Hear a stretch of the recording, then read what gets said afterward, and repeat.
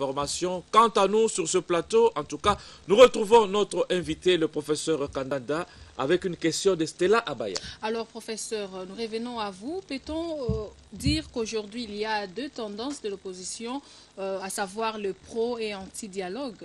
À ce stade, on sent déjà une division. Comment allez-vous faire pour réussir l'alternance? Madame Stella, je pense que parler de division, c'est trop dit. Mais il faut tout simplement dire qu'il y a des points de vue différents au niveau de l'opposition. Il y en a qui soutiennent le dialogue, il y en a qui ne soutiennent pas les dialogues d'une manière apparente. Mais je pense qu'intérieurement, ils soutiennent le dialogue, mais peut-être ils veulent conditionner les dialogues. Parce que c'est lui qui refuse les dialogues aujourd'hui dans l'opposition. Mais il faut, vous qui êtes journaliste, aidez-nous. Quelle est l'alternative qu'il propose si on ne va pas au dialogue? Quelle est son alternative? À moins qu'il ait une armée cachée quelque part. Mais alors là, il va en découdre avec... Ce n'est pas à nous à proposer sur ce plateau, monsieur le professeur. Oui, je pense qu'il n'y a pas le refus des dialogues. Ceux qui refusent des dialogues ont des agendas cachés. Mais ils finiront par les mettre sur la table. Quant à ceux qui veulent aller au dialogue comme nous autres, nous disons, c'est par rapport à tout ce que nous avons toujours réclamé depuis 2006, 2011. Voilà le moment maintenant que le président de la République, Joseph Kabila Kabange, accepte qu'on aille au dialogue. Allons parler ensemble, majorité opposition. Je ne cesse de le répéter. À ce moment ici, si Joseph Kabila, Étienne Tshisekedi, se mettent autour de la table, parlent de problèmes de la République démocratique du Congo, je vous dis que le Congo sera un Congo nouveau. À moins que vous ayez votre point de vue. Les autres qui? Vous n'avez pas besoin de leur point de vue? Les autres, ce sont de qui? Ah bon? Ceux qui ne sont pas avec vous dans votre processus? Non, tout le monde est avec nous. Même quand Jésus-Christ est venu, il y en a qui disaient qu'ils ne sont pas avec lui. Ceux qui réclament les élections dans les délais constitutionnels et qui ne veulent pas entendre parler du dialogue à ce stade. Vous n'en connaissez pas, professeur? Mais qui les a dit que si on va au dialogue, que les élections ne seront pas tenues dans les délais constitutionnels? Qui les a dit ça? Nous allons au dialogue, nous allons prendre le temps raccourci par rapport au délai constitutionnel pour aller aux élections. Mais au moins, nous aurons parlé de l'essentiel de ces élections-là. Qui les a dit que si nous allons au dialogue, il n'y aura pas des élections? Donc, selon vous, ce qui se fait, en dehors de vous, ce sont des petites manœuvres dilatoires? Je ne dis pas ça. Je dis tout simplement ce qui se fait en dehors de moi, c'est un point de vue de ceux-là qui ne veulent pas de dialogue, ou qui le veulent, mais qui ne veulent pas se prononcer maintenant. Et comment ils vont vous rejoindre? Ils nous rejoindront parce qu'ils veulent vendre cher. Mais quand ils verront que ça va moisir, ils vont nous rejoindre. Professeur Kandanda, vous êtes depuis quand à la tête de la DTP qui vous a désigné? J'en suis le cofondateur, madame. J'en suis le cofondateur en 2011. Je suis de ces 4 ou 5 personnes qui ont créé la dynamique Tshisekedi président. Qui, malheureusement, après les élections de 2011, il y en a qui avaient fait de la dynamique Tshisekedi président un produit pour se faire élire. Mais qu'après les élections, ils ont choisi d'aller ailleurs. Ils sont parmi ceux qui disent aujourd'hui, nous ne voulons pas de dialogue. Mais je n'ai pas besoin de citer le nom de qui que ce soit ici, parce que je voudrais que le nom de Kandanda soit suffisamment matérialisé par le Congolais. Donc je ne suis pas venu pour faire la publicité de qui ce soit. Je cite Joseph Kabila, président de la République. Je cite Étienne Tshisekedi, le patron de l'opposition, l'icône nationale et internationale. Les restes, ce sont des amis comme moi. Nous avons fondé cette affaire depuis le mois de février 2011. Je dis bien, je suis l'un de ces 4 ou 5 cofondateurs qui avaient mis cette structure en place. Mais qui, après les élections, ils ont choisi d'aller ailleurs. Il y en a qui sont déjà au pouvoir, mais il y en a qui sont encore dans l'opposition. Ça ne date pas d'aujourd'hui. Alors, la dynamique Tshisekedi président va-t-elle aligner des candidats aux élections locales, provinciales, mais également législatives nationales? Nous avons une politique au sein de la dynamique, une politique très libérale. Comme en 2011, arrivé au moment des élections, nous sommes dit, la dynamique Tshisekedi président n'a pas disponibilisé un fonds précis pour prendre des candidats en charge. Et nous avons donné la liberté à nos partis composant la dynamique d'aller aux élections au nom de leurs partis politiques pour faire valoir aussi ces partis-là. Ça, c'est de un. De deux, en allant aussi au niveau des partis, nous multiplions la chance d'avoir plusieurs députés. en voulant aller dans une seule plateforme, comme nous le disons, Dynamique Tshisekedi Président, nous réduisons la chance d'avoir autant de députés. C'est comme ça que la Dynamique, c'est une plateforme d'élite, une plateforme pour l'organisation, une plateforme pour le développement de ces pays, mais lorsqu'il faut aller aux élections, comme c'est une compétition, nous souhaitons que chaque membre aille dans son parti politique, ce qui nous donne la chance d'avoir autant de députés. Et selon vous, professeur, qu'est-ce que l'opposition doit corriger pour éviter les erreurs du passé? Ce que l'opposition doit corriger, c'est ce que nous allons nous dire face en face avec la majorité. Pour leur dire, ça c'était mauvais, Entre autres, c'est la formule de la mise en place de la CENI. Cette CENI fonctionne aujourd'hui avec les épaules, il n'y a pas encore la tête. Il faut régler cette histoire avant que les élections arrivent. C'est-à-dire qu'on ne comprend pas ça. La tête de la CENI est encore un peu malade. Selon vous, il faut refaire encore le bureau? Non, il faut qu'on parle. Au cas où la tête n'est pas guérie et que nous sommes aux élections, que faire? Faut-il aller avec les épaules ou on peut rapidement mettre une tête plaquée? Les épaules ne travaillent pas bien jusque-là, selon vous? Je n'ai pas dit ça. Mais un corps sans tête, c'est le cerveau qui est disparu. Il faut que le cerveau revienne pour donner l'occasion aux épaules et au reste du corps de fonctionner. Ça, c'est un problème qu'on peut régler rapidement si nous allons au dialogue. Il y a un problème qu'on peut régler au dialogue. Tout le monde parle de glissement, si vous avez peur de le dire. Tout le monde parle. Il y aura glissement, mais glissement c'est quoi? La population ne comprend pas glissement. Quoi? Parce que la population sait que quand on glisse, c'est pour tomber. Mais maintenant qu'on parle glissement, c'est là où on peut les régler. Pour qu'il n'y ait pas glissement, que faire? Et si jamais il y a glissement, que faire? C'est là qu'il faut aller parler. Si nous ne parlons pas de ça, et que chacun est dans son coin, et qu'on arrive à un moment donné, on est devant le glissement, qu'allons-nous faire? Si je ne peux évoquer que ces deux cas-là, je peux ajouter un troisième. Oui, allez-y. Allons aux élections, oui. Mais quand nous arrivons aux élections, nous avons l'impression que les gouverneurs qui sont là sont les mêmes, qui sont tous les gouverneurs de la majorité. Au moment des élections, ils invitent le bureau provincial de la CENI dans leur résidence officielle. Qu'est-ce qui se passe là-bas? Nous n'en savons rien.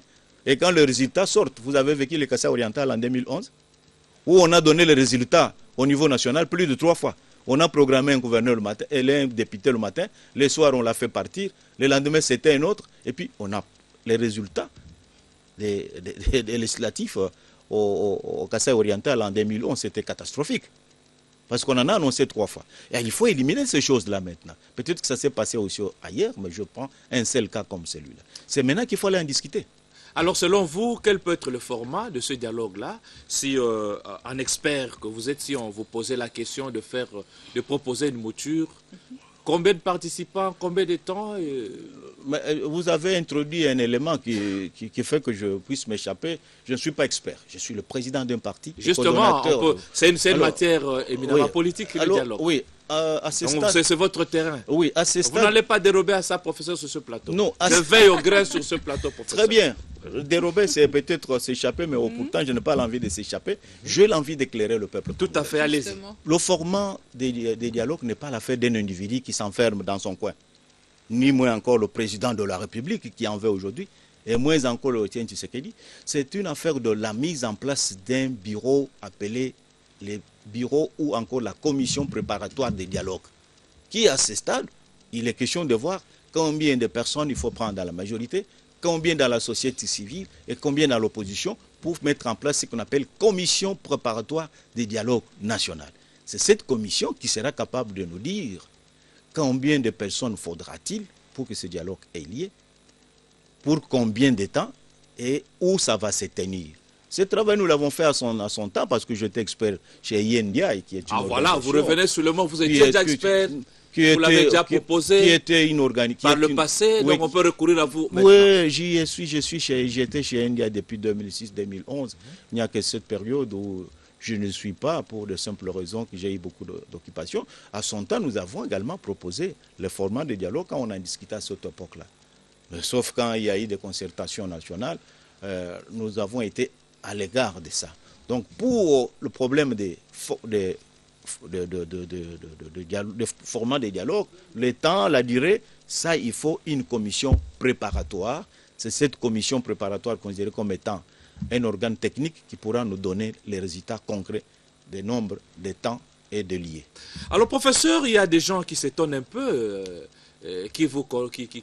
qui ont fait votre connaissance hier, vos prises de position, qui vous voient aujourd'hui en train de changer de langage. Je suis clair, on vous accuse d'être manipulé, vous êtes accusé par vos collègues de l'opposition d'être manipulé par le pouvoir en place. Il n'y a personne qui peut m'accuser de manipulage. Je suis un homme correct, je n'ai jamais changé de position. Je garde la même lignée. En 2011-12, nous avons également intervenu pour dire que le dialogue c'est une bonne chose, mais il faut savoir en tirer des conséquences. Nous avons été victimisés pour avoir dit cela.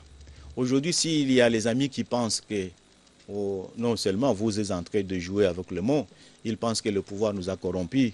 On nous a donné en tout cas, ça ne vient pas de moi ce mot-là. Je n'ai pas parlé de la corruption, mais j'ai parlé de la manipulation, oui. Telle que l'opposition ne cesse de le dire. Quand vous dites manipuler, mon peuple congolais ne comprend rien. On ne peut pas manipuler un individu, on manipule un appareil. Je voudrais que le peuple congolais comprenne qu'il s'agit de la corruption. Je n'ai jamais été corrompu. Mais tout simplement, je préfère être correct. Oui, mais on vous voit glisser un tout petit peu. Je ne glisse. Quitter là où vous étiez pour une autre place, peut-être. Non, mais moi, je ne quitte pas. Lentement, non, je ne quitte sûrement vers une autre destination politique. Monsieur le journaliste, je vous dis, je n'ai jamais quitté là où j'étais. Les dialogues pour lesquels je suis ici, c'est l'affaire d'Étienne Tshisekedi, je dis bien, depuis 2011. Si vous n'étiez pas encore né, je vous rappelle, mais si vous étiez déjà né, c'est depuis 2011 qu'Étienne Tshisekedi réclamait les dialogues. Il a même exigé que la communauté internationale s'y investisse. Si vous étiez déjà né, relisez. Mais si vous n'étiez pas encore né, je vous informe. Dans ma jeunesse de 3 ans. Oui. Alors, ce n'est pas l'affaire des candidats aujourd'hui pour qu'on dise que je suis corrompu. S'il y a quelqu'un qui serait corrompu, alors ça va être Tshisekedi, qui en avait demandé depuis 2011. S'il y en a quelqu'un qui est corrompu, ça va être Joseph Kabila lui-même, le président de la République, qui en avait refusé en 2011, qui en accepte aujourd'hui. Ce sont eux-là qui peuvent être corrompus. Moi, je ne suis pas corrompu, je suis resté dans ma logique. Il faut qu'on parle, il faut que les Congolais parlent. S'il y a les amis qui pensent qu'en utilisant un tel langage, c'est le méchant. Parce que quand vous venez ici à la télé, vous dites Kabila n'a pas fait que les néants, il a fait quelque chose. Il a fait le boulevard sur lequel tous les opposants et la majorité roulent. Il a acheté un avion qui bientôt va embarquer les Congolais, tant de l'opposition que de la majorité. On vous dit, ah, on l'a corrompu. Et ce n'est pas une réalité qui existe. Qui n'a pas vu le boulevard du 30 juin? Qui n'a pas vu le boulevard Lumumba?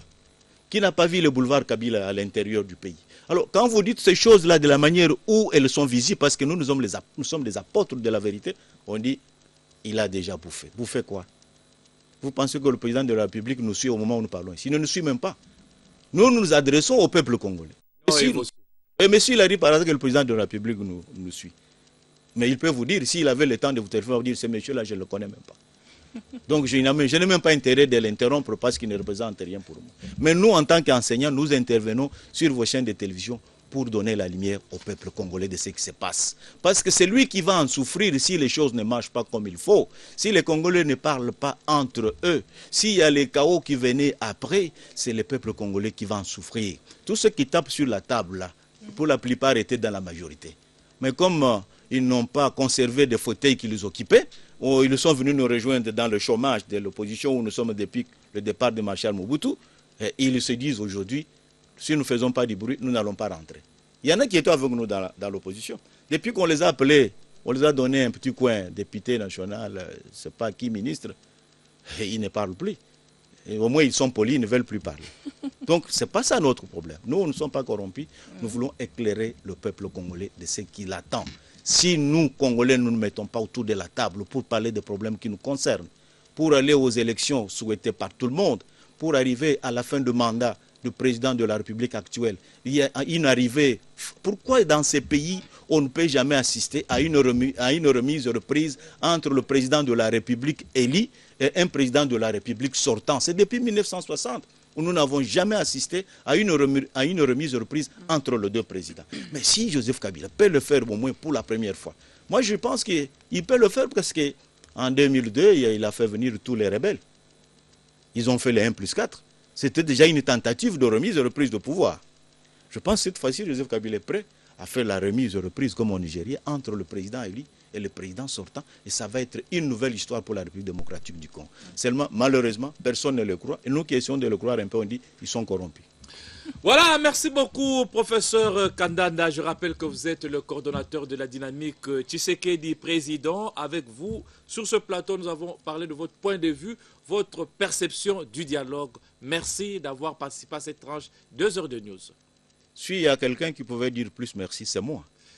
Et s'il y a quelqu'un qui peut vous recommander au Dieu tout-puissant que cet appareil, cet instrument qui nous permet d'entrer en contact avec le peuple congolais, c'est moi. Vous n'avez à me remercier. Tout simplement, disons merci et souhaitons longue vie à cette chaîne RTGA. Merci beaucoup, ça nous va droit au cœur, mesdames et messieurs. 2 heures de news, la première partie est arrivée à sa fin. Toutes nos excuses pour la délégation ou la déléguée de la société civile annoncée qui ne s'est pas présentée pour des raisons évidentes. Ce n'est qu'une partie remise. Nous allons donc entrer en contact avec elle pour un prochain numéro. Avant de nous séparer, Stella Abaya, un mot aux téléspectateurs quand même. Grand merci à vous, madame, messieurs, qui nous avez suivis avec attention, soutenus de partout dans le monde. Restez avec nous sur la RTGA, car dans une poignée de minutes, vous aurez droit à la grande édition du journal télévisé. Quant à nous, nous vous retrouvons donc le jeudi prochain et ça sera avec le même plaisir. En tout cas, nous, pour jeudi prochain, à plus.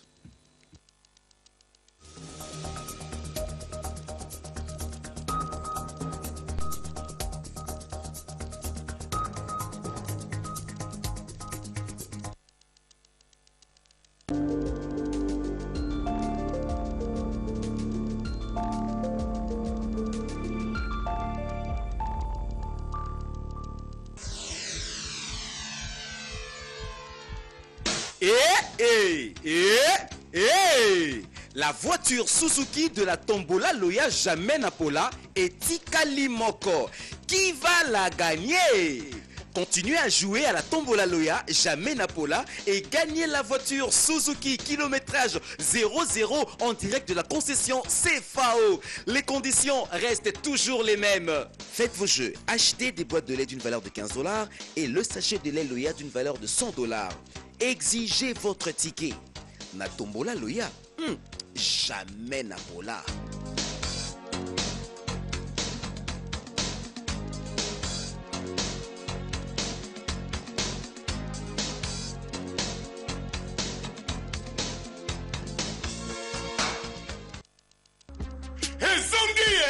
Fiambre, ezongi lisusu, banakin, musuni ya ngulu ya elengi na kati ya linjanja ya sika. Ezotekama, batu na kati ya Kinshasa. Fiambre, ezofungwama na pete nyonso. Ezoliama na nyonso. Fufu, loso, kwanga, pe makemba.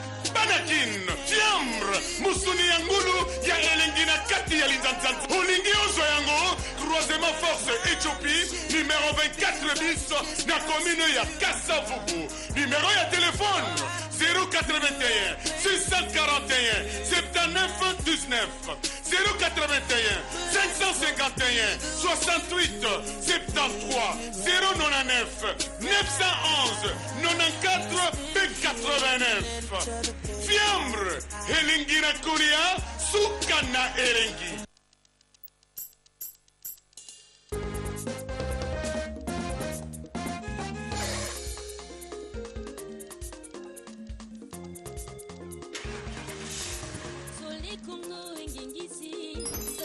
Ya Congo Kinshasa bameshi na ye ya kitoko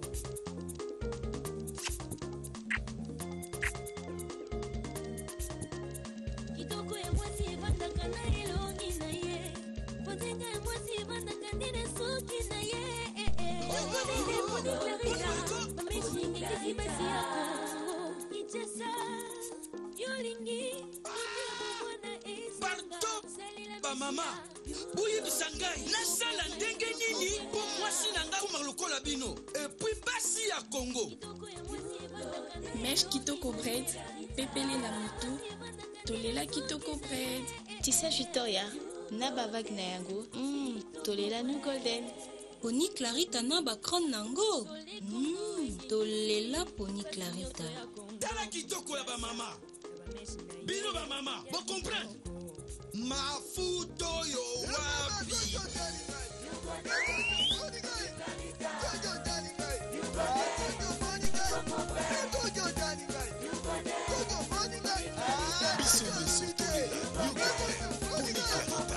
Kitoko Bread. Bona ba mama ya Congo.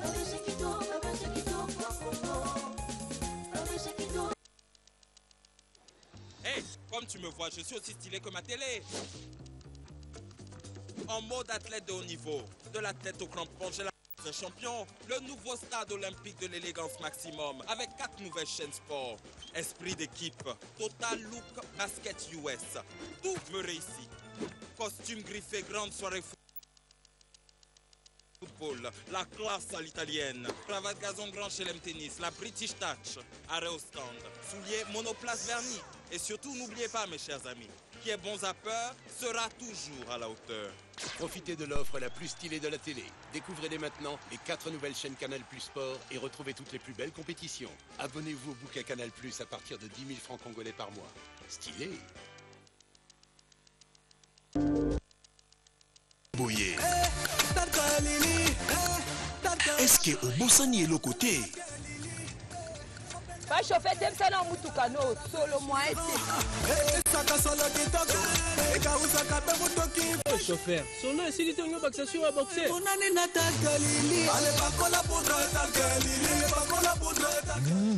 c'est qu'il y a un déco boxeur et Yebana.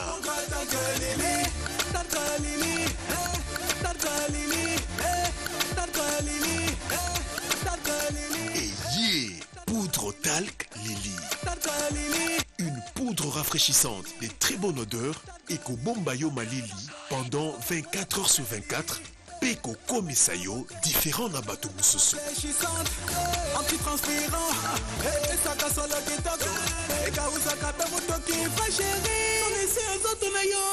Tu sens bon ma chérie. C'est Talc Lily. Talc Lily, une fraîcheur qui dure longtemps.